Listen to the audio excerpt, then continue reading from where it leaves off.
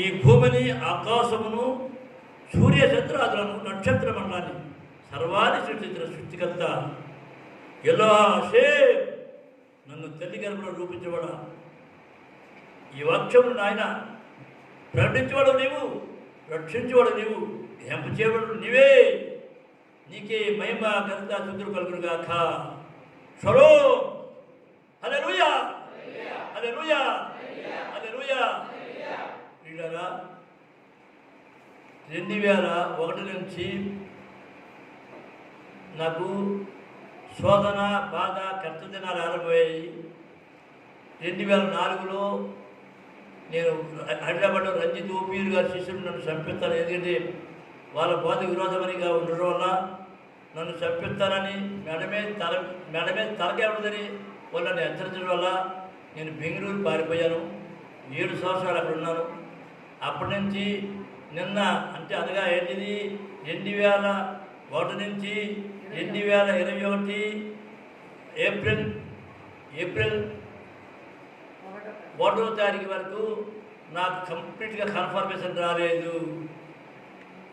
నా పాపములు క్షమింపబడినవి, దోషములు మన్నింపబడినవి, అపరాధములు ఖండింపబడినవి, నా కృపకాల ఆరంభము అయినది అని నాకు తెలియజేయబడింది.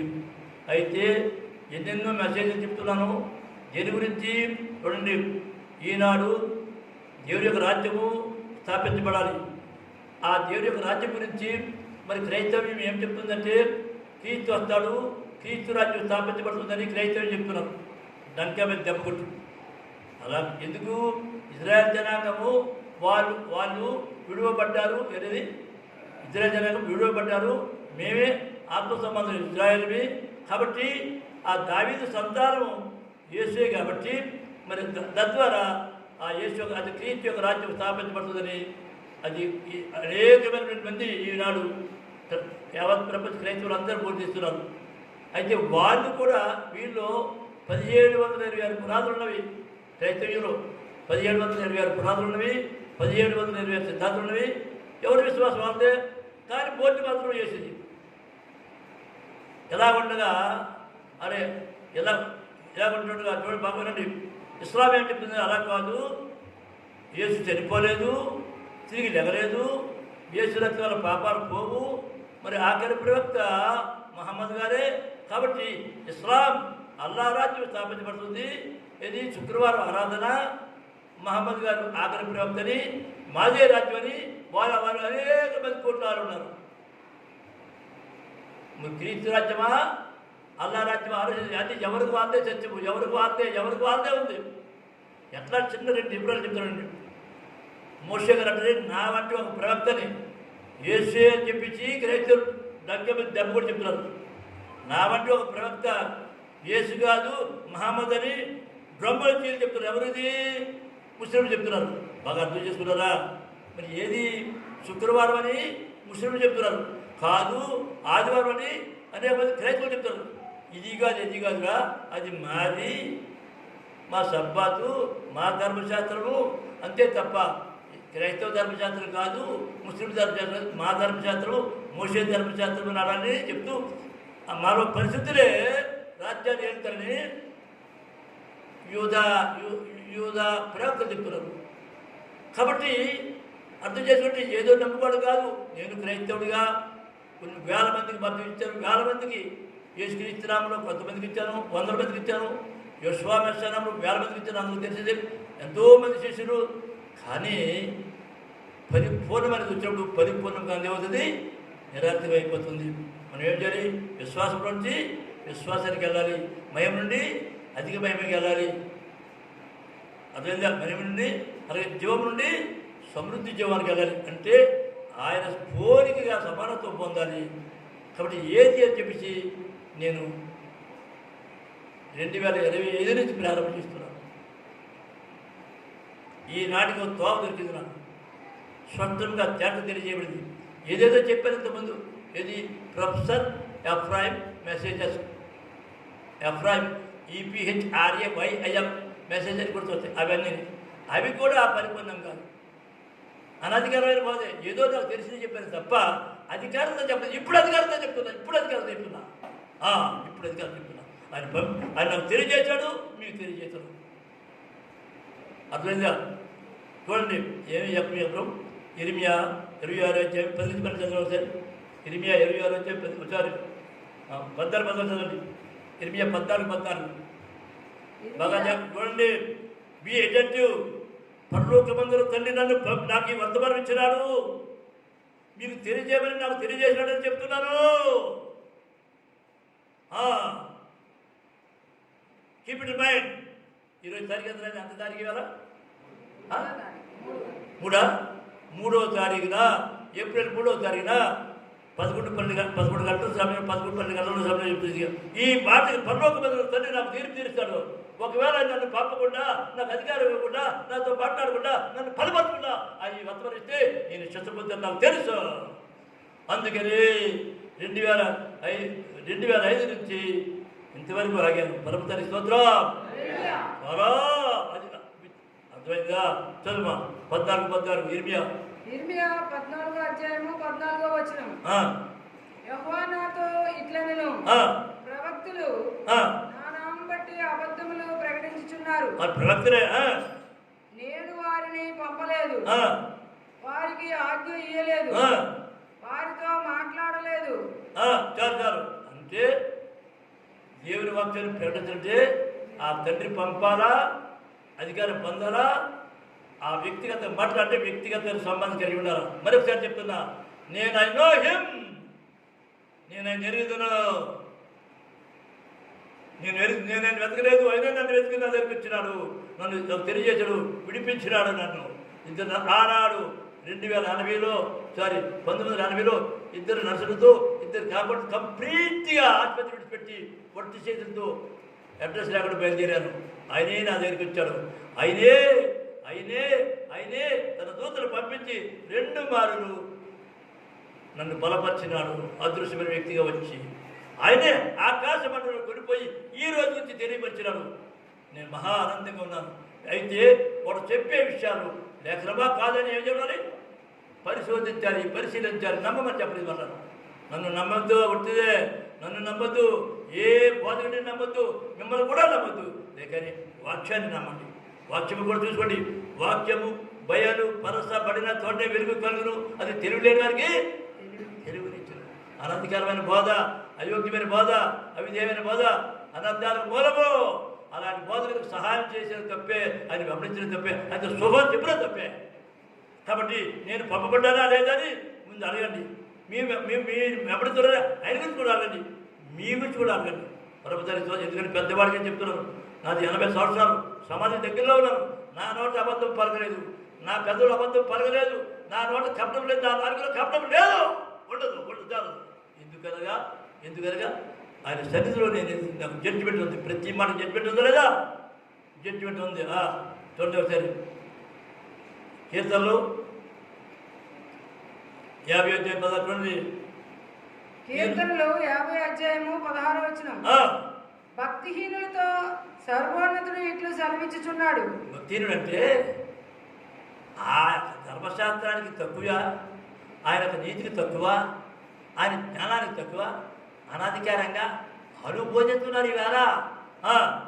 నా కట్టడలు వివరించుటకు నీకేమి పని వేళ నీకు అన్ని బాధ్యతలుగా నా కట్టడలో నువ్వు వివరించడానికి నీకేమి పని? నా నిబంధన నీ నోట వచించదవేమి? నా నిబంధన నీ నోట వచించదవేమి చాలు. అంటే వద్దు అలా రోజు అంటే మరి ఏం కాదు ఇప్పుడు ఇలా చెప్పలేరు, ఇట్లా చెప్పలేరు. బాధ్యత తప్ప ఎలా చెప్పాలి? ఇర్మియా అలా చెప్పాలా? ఏమని చెప్పి చూడండి 26 అధ్యాయము 10, 11, 12 వచ్చేదండి. ఇర్మియా 26వ అధ్యాయము 10 నుంచి 12. యోధా అధిపతులు ఆ సంగతులు విని రాజు నగరులో నుండి యెహోవా మందిరమునకు వచ్చి యెహోవా మందిరపు క్రొత్త గవిని ద్వారమున కూర్చుండగా యాజకులను, ప్రవక్తులను, అధిపతులతోనూ సమస్త ప్రజలతోనూ ఇలాగనిరి, మీరు చెవులారా విని ఉన్న ప్రకారము ఈ మనుష్యుడు ఈ పట్టణమునకు విరోధముగా ప్రవచించుచున్నాడు గనుక ఇతడు మరణమునకు పాత్రుడు. సరే ప్రవక్తలు యాజకులు ఏమంటున్నారు? ఇతడు మరణమునకు పాత్రుడని ఇర్మియా గురించి చెప్తున్నారు. ఎవరు? ప్రవక్తలు, యాజకులు. అప్పుడు ఇర్మియా అధిపతులందరితోనూ జనులందరితోనూ ఈ మాట చెప్పెను. ఈ మందిరమునకు విరోధముగాను ఈ పట్టణమునకు విరోధముగాను మీరు వినిన మాటలన్నింటినీ ప్రకటించుటకు యెహోవాయే నన్ను పంపి ఉన్నాడు. అబ్బా, ఆ మాట చెప్పే వారికి నోరు మూసుకొని పడి ఉన్నానరా. 2005 నుంచి అంటే 2021 నుంచి 2001 నుంచి ఆ సమయం వచ్చే వరకు నాకు ఎందుకు పని, నాకు ఎందుకని పడి ఉన్నాను. ఈనాటికి పరమాత్మ తండ్రి నన్ను నాకు తెలియజేసి మీకు తెలియచేయాలనుకుంటాను. ఏది? క్రైస్తవ్యమా, ఇస్లామా, లేక ఇజ్రాయేలు పరిశుద్ధులా? ఎవరు వారసులు? మేమే వారసులు అని క్రైస్తవులు చెప్పుకుంటున్నారు. కాదు మేమే వారసులు అని ముస్లిం చెప్పుకుంటారు. కాదు అది మాదనాలు చెప్తారు. ఎవరు ఏది ఎక్కడ తెలియాలి అది నాకు తెలియజేయబడింది, మీకు తెలియజేయమని పంపినాడు అని మరొకసారి చెప్తున్నా. ఆయనే నా పని. పరమతానికి స్తోత్రం. ఒకవేళ నా శిష్యులు అనేక మంది ఉన్నారు, వాళ్ళు కూడా నేర్చుకొని సగం నేర్చుకొని ఆయనకి ఏం తెలదు, భ్రష్టుడైపోయాడు, పడిపోయాడు, తెప్పాడు, ఆయన మిస్టరైపోయాడు, ఆయన చెప్పడం అయిపోయింది పోతున్నారు. అది తెలుసు. కానీ కాదు సమయం వచ్చే వరకు ఆగి ఉన్నాను. మోషే చెనాయపర్వతం మీద వెళ్ళిపోయినప్పుడు ఆయన ఏమయ్యాడో మాకు తెలియదు. అవును, తెలియదు. కాబట్టి ఇప్పుడు చెప్తున్నాను. మరొకసారి నా పాత శిష్యులందరూ వినండి. అనేక మంది వినాడు, వాళ్ళంతా వినండి. అప్పుడు ప్రార్థన చేయండి. నన్ను పంపినాడో లేదో చూడండి. ఈ వాక్యం నాదా, నన్ను పంపిన వాళ్ళదా? ఈ వర్తమానం నాదా, నన్ను పంపిన వాళ్ళదా? ఈ వర్తమానం ఎవరిదో చూడండి, పరిశీలించండి. తొందరపడి నిర్ణయం తీసుకోవద్దు. ఒకవేళ కొంతమంది నేను యశ్వామెస్నామంలో అనేక మంది నా బాధ విని అది కొని అది చేస్తున్నారు. ఇప్పుడు కూడా మరి బయలుదేరుతారు. నాకు తెలుసు, నాకు బయలుపడింది అంటారు. నేను చేసే బాధ అది పరలోక మంత్రి నాకు బయలుపరిచాడు. ఒకవేళ ఈ బోధ కాపీ కొట్టారు అనుకోండి, ఎలా ఉంటుందంటే అనధికారమైన బోధ చేస్తే సత్యం చెప్పిన ప్రమాదమే. మీరు సత్యం చెప్పిన ప్రమాదమే, ఎందుకంటే మిమ్మల్ని ఆయన పంపలేదు కనుక. మీరు సత్యం చెప్పిన ప్రమాదమే, ఎందుకంటే ఆయన మిమ్మల్ని అధికారం ఇవ్వలేదు కనుక. చూడాలి ఒకసారి 20 నుంచి చదవండి. సేమ్ బాధే. ఇర్మియా 26వ అధ్యాయము 20వ వచనం నుండి 24వ వచనం వరకు. మరియు కిర్యత్యారీము వాడైన శమయా కుమారుడకు ఉరియాయును ఒకడు యెహోవా నామమును బట్టి ప్రవచించుచుండెను. అతడు ఇర్మియా చెప్పిన మాటల రీతిని ఈ పట్టణమునకు విరోధముగాను ఈ దేశమునకు విరోధముగాను ప్రవచించెను. రాజైన యెహోయాకీమును అతని శూరులందరూ ప్రధానులందరూ అతని మాటలు వినడం మీదట రాజు అతన్ని చంపజూచుచుండగా ఉరియా దాన్ని తెలుసుకుని భయపడి పారిపోయి ఐగుప్తు చేరెను. అప్పుడు రాజైన యెహోయాకీము అక్బర్ కుమారుడు ఎల్నాతానును అతనితో కొందరిని ఐగుప్తునకు పంపెను. వారు ఐగుప్తులో నుండి ఉరియాను తీసుకుని వచ్చి రాజైన యెహోయాకీము వద్ద చేర్చగా ఇతడు ఖడ్గముతో అతన్ని చంపి సామాన్య జనుల సమాధిలో అతని కళేబరమును వేయించెను. ఇలాగ జరుగుగా షాఫాను కుమారుడైన అహీకాము ఇర్మియాకు తోడై ఉన్నందున అతన్ని చంపుటకు వారు జనుల చేతికి అతన్ని అప్పగింపలేదు. అర్థంగా ఒకప్పుడు ఇర్మియా అనుసరుడే. ఇర్మియా చెప్పిందంతా నమ్మాడు. అదే బాధ చేతుడు. అదే ఏ బాధ? అదే చేతుడు. కానీ ఆ తండ్రి ఆయనకి ఇవ్వలేదు ఆ బాధ, అనధికారమైన బాధ. కాబట్టి అక్కడే ఉన్నాడు. ఎవరు? ఇర్మియా. ఎరిసి ఉన్నాడు కదా, ఆయనకి ఏ ప్రమాదం లేదు. పారిపోయాడు. ఎక్కడికి? ఐగుప్తు. వాడిని తీసుకొచ్చి పట్ చెప్పి దిక్కుమార్చమని చెప్పాడు. జాగ్రత్త, నీకు అనధికారంగా అయోగ్యముగా అవిధేయుడిగా నీవు ప్రకటించవా? తప్పదు, శిక్ష తప్పదు. నాకైనా తప్పదు, నీకైనా తప్పదు, ఎవరికైనా. కాబట్టి బీ కేర్ఫుల్. బోధ చేసేవాడికి కఠినమైన తీర్పు. ఇప్పుడు సబ్జెక్ట్ వద్దాం.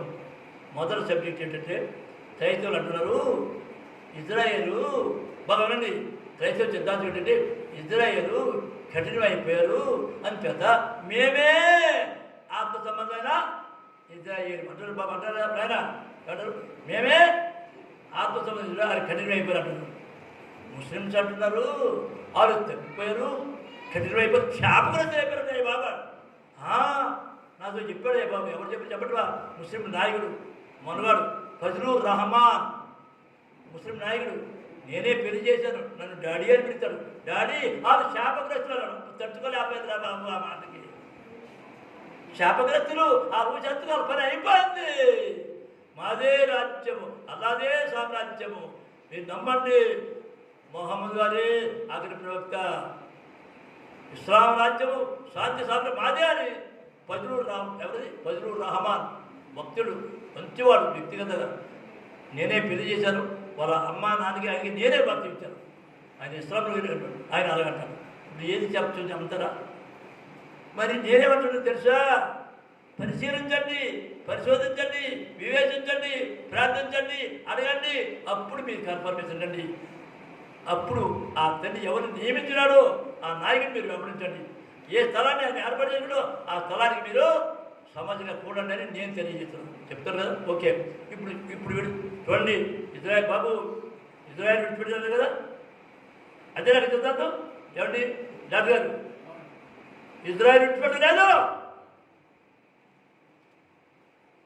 క్రైస్తవులు మోసపోయారు భ్రమలో ఉన్నారు ఇస్లాం అంధకారంలో ఉన్నది ఈ విషయంలో ఏ విషయంలో ఇజ్రాయెల్ విడిచిపెట్టాలనే విషయంలో అంధకారంలో ఉన్నారు ఇదిగో చూపుతాను చూడండి అది కూడా పౌలు చెరయు చెప్పిన సంగతులు అలాగున్నవో లేవో అది ప్రతిదినం లేఖనమును పరిశోధించినారు వారు అలాగే ఖురాన్లో ప్రవక్తలు నమ్మను చూడండి ప్రవక్తలు నమ్మను ఖురాన్ లేదా ప్రవక్తలు నమ్మకం ఉంది మరి నమ్మని ప్రవక్తలు ఖురాన్ ఉంది వీరు ఖురాన్ నమ్మలే నేను ముస్లిమ్స్ ఖురాన్ నమ్మితే ప్రవక్తలు నమ్మంటారు ప్రవక్తలు ఏమి చెప్పినారు మీరు తెలిసి ఉండేది ప్రవక్తలు ఏమి చెప్పినారు చూద్దాం ఒకసారి పర్వతానికి స్తోత్రం హల్లెలూయా చూడండి ఒకసారి చూడండి ఒకసారి మలాకి 3 చదవండి మలాకి 3 చాలా జాగ్రత్త ఇజ్రాయెల్ జనాంగాన్ని విడిచిపెట్టబడలేదు ఇంపాసిబుల్ క్రైస్తవ్యము అపార్థం చేస్తుంది భ్రష్టత్వం పోయింది ఆ విషయంలో ఇజ్రాయెల్ అడ్డదారు పోయింది ఆ విషయంలో అది నేను చెప్పే సమాధానం ఓకే తేమ 3 మలాకి 3 అధ్యాయము 6వ వచనం యెహోవానైన నేను మార్పు లేని వాడను గనుక కాగా యాకోబు సంతతి వారైన మీరు లయము కాలేదు యాకోబు సంతతి వారైన మీరు లయము కాలంటే నాశనం అవరు ఇది మలాకి 3 చెప్తుంది యాకోబు సంతతి వారైన మీరు లయము కాలంటే నాశనము అవరు పర్వతానికి స్తోత్రం హల్లెలూయా హల్లెలూయా ఇర్మియా 31 అధ్యాయం 28 చదవమ్మా ఇర్మియా 31:28 బాగా వినండి ఇది నా మినిస్ట్రీకి ఇది మొదటి మెసేజ్ ఆరంభ మెసేజ్ ఇది ఇజ్రాయేలు విడువబడరు వారు నశింపరు 31:28 చదువుగా ఇర్మియా 31 అధ్యాయము 28వ వచనం వారిని పెళ్లగించుటకును ఎవరిని ఇజ్రాయెల్ జనాంగాన్ని పెళ్లగించుటకును విరగగొట్టుటకును పడద్రోయుటకును నాశనము చేయుటకును హింసించుటకును నేను అలాగు కనిపెట్టి ఉంటును అలా చేద్దామని కనిపెట్టి ఉన్నాడు ఒకప్పుడు ఉంటును అలాగే వారిని స్థాపించుటకును నాటుటకును కనిపెట్టి ఉందును ఇది యెహోవాకు అర్థమైందా ఎవరిది నాశనం చేయడానికి ఎలా చేసిన ఏం చేస్తారు తిరిగి నాటుతారు హల్లెలూయా హల్లెలూయా హల్లెలూయా హల్లెలూయా హల్లెలూయా హల్లెలూయా అర్థమైందా చూడండి యెషయా గ్రంథము 54 అధ్యాయం 8వ వాక్యము యెషయా 54:8 బాగా వినండి ఇది ఈ మెసేజ్ సత్యమైతే క్రైస్తవ్యము ఇస్లాము పరిపూర్ణము కాదు వారు మారుతారు టైం ఉంటాయి వాళ్ళు దూషించలేమా వాళ్ళకి అంతవరకు తెలియజేయబడింది మారిపోతారు. అందరూ మారే రోజు వస్తుంది, కొద్ది టైం పడుతుంది. 54:8 8 నుంచి పద. యెషయా 54:8. యెషయా 54వ అధ్యాయము 8వ వచనం. మహోద్రేకము కలిగి కొండి మహోద్రేకము కలిగి నిమిషము మాత్రము నీకు విముఖుడనైతిని. విముఖుడంటే విరోధం అయిపోయినట్ట. ఎవరికి? ఇశ్రాయేలు జనానికి. నిమిషం మాత్రం మీకు విముఖుడనైతిని. నిత్యమైన కృపతో నిత్యమైన కృపతో నీకు వాత్సల్యము చూపుదును. నిత్యమైన కృపది. నిమిషం ఏమైంది ఏంటి? తర్వాత నిత్యమైన కృపతో మీకు ఏం చేస్తారు? వాత్సల్యం చూపుదును. హల్లెలూయా హల్లెలూయా. నీ విమోచకుడకు యెహోవా సెలవిచ్చుచున్నాడు. ఎవరు చెప్పారు బాబు? 10 వాక్యాలు. పర్వతములు తొలగిపోయినను మెట్టలు తత్తరిల్లినను నా కృప నిన్ను విడిపోదు. నా కృప నిన్ను విడిచిపోదు. అంటే ఇశ్రాయేలు జనాల మీద కృప పోతుందా? చెప్పు కదా, పోదు అని లేఖనం రాయబడి ఉంది. యెషయా చెప్తున్నాడు. పరమతానికి స్తోత్రం. మరి యెషయా చెప్తాడు చూడండి, 44:21. యెషయా 44:21 ఏం చెప్తాడు చూడండి, బాగా వినండి. ఇది ఛాలెంజ్. ఇశ్రాయేలు జనాంగం నశింపరు. ఇశ్రాయేలు జనాంగం తండ్రి ఏర్పాటు చేసినాడు. ఆయనే జ్యేష్ఠ కుమారుడు, ఆయనదే రాజ్యము అని లేఖనం చెప్తుంది. దానికి ఛాలెంజ్ అని నేరుగా ఛాలెంజ్. లేఖనం ఛాలెంజ్. 44:21. యెషయా 44వ అధ్యాయము 21వ వచనం. యాకోబు ఇశ్రాయేలు వీటిని జ్ఞాపకం చేసుకొనుము. నీవు నా సేవకుడు. నేను నిన్ను నిర్మించితిని. ఇశ్రాయేలు నీవు నాకు సేవకుడివై ఉన్నావు.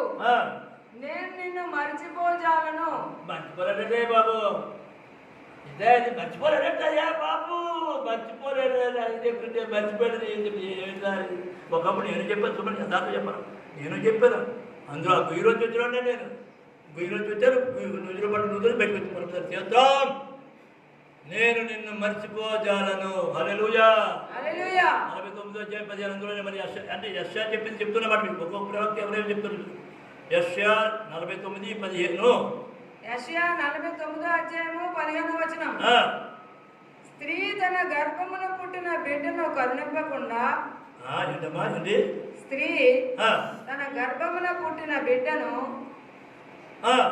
కరుణింపకుండా తన చంటి పిల్లను మరుచునా వారైనా మరుచుదురు గాని నేను నిన్ను మరువను. అంటే ఆయన అంటాడు, వాళ్ళ అమ్మ ఆ పిల్లలు మర్చిపోవచ్చు కానీ నేను మిమ్మల్ని ఎవరు మరవడు? ఇతర మర్చిపోతురా మరువడని అని చెప్తుంటే మర్చిపోయి ఏం చెప్తారు చెప్పండి. నువ్వు క్రైస్తవ్యము ఇస్లాం ఎక్కడుంది చెప్పండి ఒకసారి. మర్చిపోయాడా అంటే ఆడి చెప్తాడా? ఆడి తప్పినవాడు ఆయన మనుషు కుమారుడు కాడే. ఆడి తప్పు దేవుడు చెప్తారు. పరమతల్లికి స్తోత్రం. ఒకసారి 51 ఇప్పుడు చదువు. యెషయా 51వ అధ్యాయము 3వ వచనం. యెహోవా సియోనును ఆదరించుచున్నాడు. దాని పాడైన స్థలములన్నింటినీ ఆదరించి దాని అరణ్య స్థలములను ఏదోను వలె చేయుచున్నాడు. బాబు ప్రపంచంలో ఇప్పుడు చూడు పంట వ్యవసాయం అంతా ఏది బాగుంది తెలుసా? ఇజ్రాయేల్. ఏది ఇజ్రాయేల్ చూసుకోపో. ఏమందా ఇప్పుడు ఏమైంది? ఏడాది భూములన్నీ ఏమైపో చూసుకోపో, చూడపో. అరే వాగ్దానాలు ఎవరైతే ఒకసారి చూడవా? అందుకే 35 మంది దాని ఎడారి భూములు అషేం తోట యెహోవా తోట వలె నగునట్లు చేయుచున్నాడు. ఎడారి భూమి అయిపోలేదా? అయిపోలేదా? జరగాలేదా? కనపడుతుంది. కళ్ళు కనపడవా? ఏమయ్యా పాస్టారు మీ కళ్ళు కనపడలేదా? చూడు. ఏమండి 35 చదువు చేస్తారు. 35 అరే ఎందుకయ్యా? ఎవడో అసలు ఎకరాలు ఎందుకు పరిశోధించరు? ఆ ప్రవక్తలు ఏమో చెప్పారు ఎందుకు చూడరు మీరు? 35 అయితే చదవండి. 35 ఒకటి. యెషయా 35 అధ్యాయము 1వ వచనం. ఆ, అరణ్యమును ఆ, ఎండిన భూమియు సంతోషించును, ఆ, అడవి ఉల్లసించి కస్తూరి పుష్పము వలె పూయును, ఆ, అది బహుగా పూయిచు ఉల్లసించును. ఆ, చాలు. జరిగిందా లేదు? జరగలేదా? ఇప్పుడు అవలేదా? ఆ పర్వాలేదు కదా? ఆ ఇజ్రాయెల్ భూభాగం అవలేదా? జరగాలి. కంటి కనపడుతుంది. ఇండియాలో వెళ్ళి నేర్చుకుంటున్నారు రే బాబా నా వ్యవసాయం. డ్రిప్పింగ్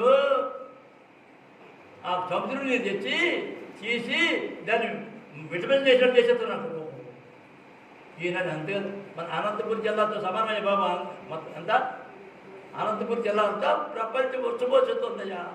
55 ఇస్లాం దేశాలన్నీ కూడా ఏమి చేయలేక రష్యా దగ్గర పోతారా బాబా. చూడతారు చెప్తారు కదా.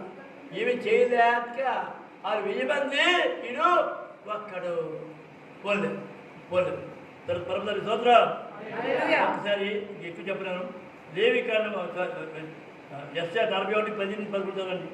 ఎందుకంటే టైం అయిపోతుంది. యెషయా 41:10. అధ్యాయము 10 నుంచి 11 వచనం. నీవు నా దాసుడివనియు నేను నిన్ను ఉపేక్షింపగా ఏర్పరచుకుంటున్ననియు నేను నీతో చెప్పి ఉన్నాను, నీకు తోడై ఉన్నాను, భయపడకము.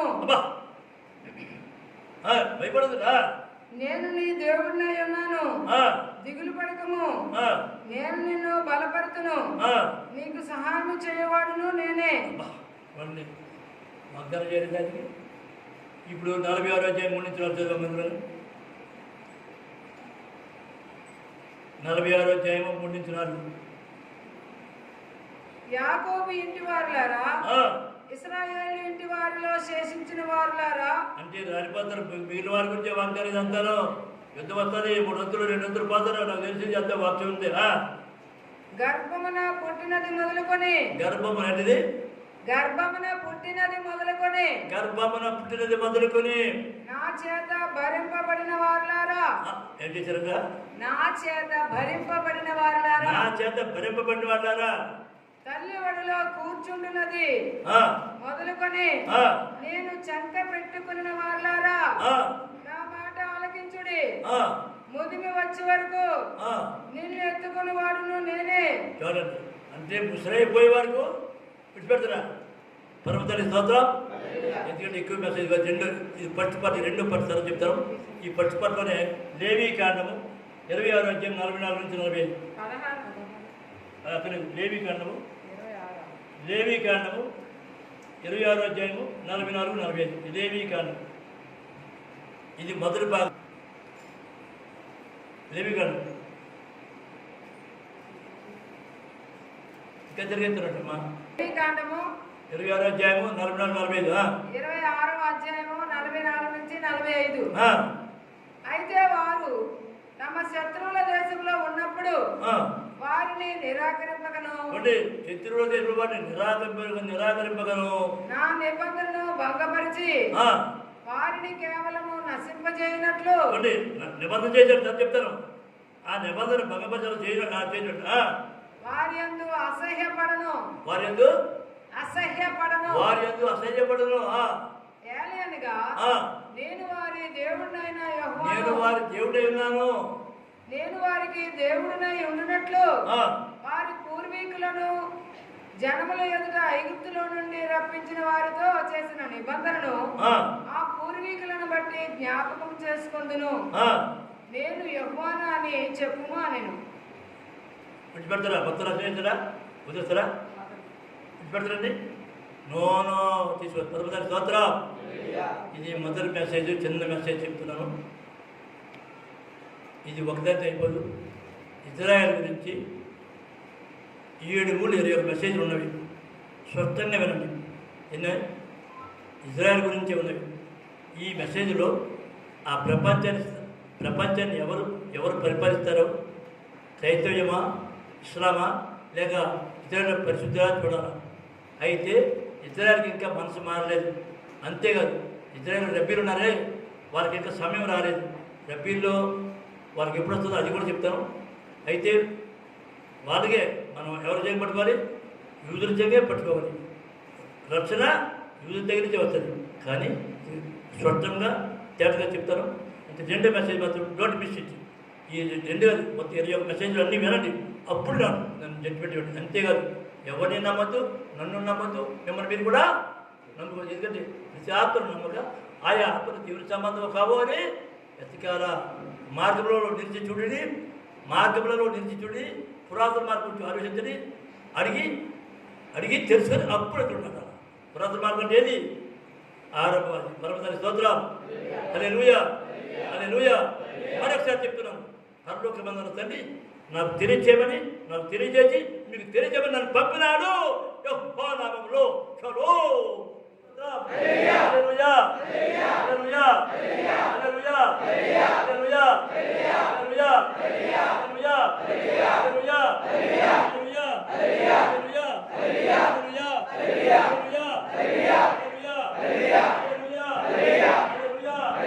హల్లెలూయా, హల్లెలూయా, హల్లెలూయా,